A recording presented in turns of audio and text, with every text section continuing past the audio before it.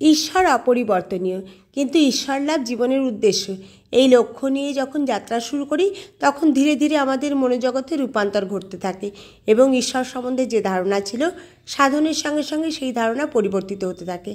আসল কথাটা হলো লক্ষ্যবস্তুটি থেকে ভ্রষ্ট না হয়ে নিষ্ঠা, একাগ্রতা ও অধ্যবসায়ের সঙ্গে এগিয়ে চলা। কোনো সময়েই যেন থেমে না যাই, তার সম্বন্ধে কোনো স্পষ্ট ধারণা না থাক, কিন্তু তিনি যে আছেন, তিনি যে আনন্দ স্বরূপ, চৈতন্য স্বরূপ, পবিত্রতা স্বরূপ, এই বোধটি নিয়ে অগ্রসর হতে থাকলে ক্রমশ আমাদের মন শুদ্ধ হবে এবং সেই শুদ্ধ মনে তাকে অনুভব করব। তখন আমাদের জীবনের উদ্দেশ্য সিদ্ধ হবে, আমাদের জীবনের পরিপূর্ণ সার্থকতা আসবে। এরই নাম ঈশ্বর দর্শন। যাকে আমরা পেতে চাইছি, যা আমাদের লক্ষ্য, আমরা তখন তাই হয়ে যাব।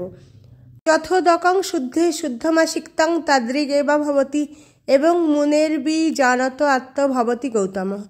মহাসমুদ্রে এক বিন্দু জল পড়লে তা সমুদ্রেই মিলিয়ে যায়। তখন কি আর তার পৃথক সত্তা থাকে? এক অর্থে থাকে, আর এক অর্থে থাকে না। এক অর্থে থাকে যে সেই বাড়িবিন্দুটি তো বিনষ্ট হয়ে গেল না, সমুদ্রের অঙ্গীভূত হয়ে রইল। আবার থাকে না কেন? কারণ তাকে তো আর পৃথক করে দেখার উপায় নেই।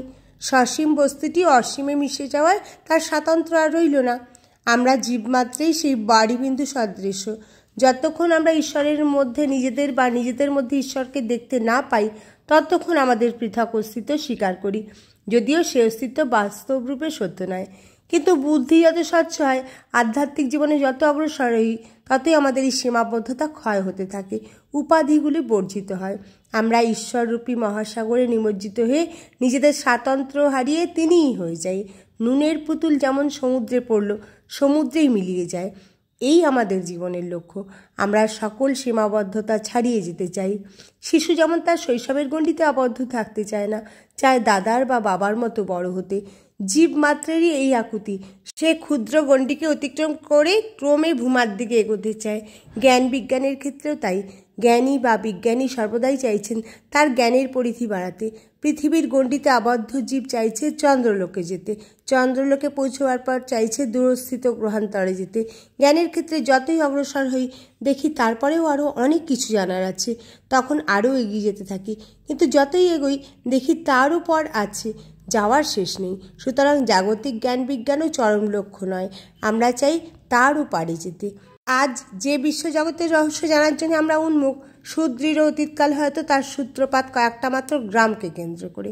তখন পায়ে হেঁটে যাতায়াত করতে হতো, তাই জানার জগৎ ছিল সংকীর্ণ।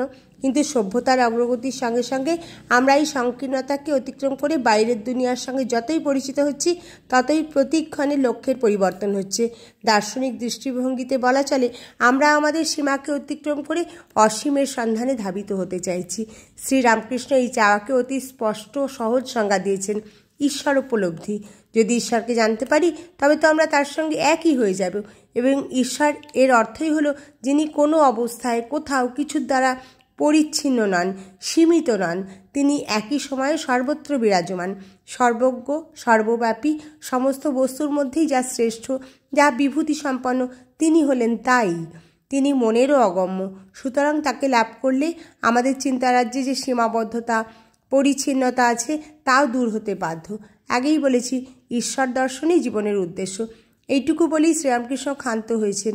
সর্বসাধারণের উদ্দেশ্য সম্বন্ধে আর বিশেষ কিছু বলেননি, বা উদ্দেশ্য লাভের জন্য কোনো একটি বিশেষ পথ সকলকেই অবলম্বন করতে হবে তাও বলেননি। যত ব্যক্তি তত তাদের ভিন্ন ভিন্ন পথ, প্রত্যেকেরই স্বীয় স্বভাব কর্মপ্রবণতা অনুসারে নিজ নিজ পথে অগ্রসর হয়ে সেই শেষ লক্ষ্যেই পৌঁছতে পারবে, এই তার অভিমত। তবে তিনি বারংবার বলেছেন, পথের মধ্যে থামবে না, এগিয়ে যাও, একাগ্রভাবে চেষ্টা করে চলো। এই প্রসঙ্গে তিনি একটি কাঠুরিয়ার গল্প বলতেন। এক কাঠুরে বনে কাঠ কাটতে গিয়েছিল। এক ব্রহ্মচারী তাকে বললেন, এগিয়ে যাও। এগিয়ে গিয়ে সে চন্দন গাছ পেল। এতদিন সে সাধারণ কাঠ কেটে বিক্রি করত, এখন চন্দন কাঠ বিক্রি করে অনেক অর্থ পেল। কিছুকাল পরে সে ভাবল, তিনি তো এগিয়ে যেতে বলেছেন, চন্দন গাছ পর্যন্ত তো বলেননি। সুতরাং সে আরও এগিয়ে গেল। এগিয়ে গিয়ে সে পেল রূপোর খনি। আরও কিছু দূর এগিয়ে সে পেল সোনার খনি, হীরের, মানিক ইত্যাদির খনি। সেই সব পেয়ে সে একেবারে আন্ডিল হয়ে গেল। সুতরাং চরৈবতী, চলো চলো চলো, এগিয়ে চলো। এই হলো লক্ষ্যে উপনীত হবার জন্য শ্রীরামকৃষ্ণের নির্দেশ।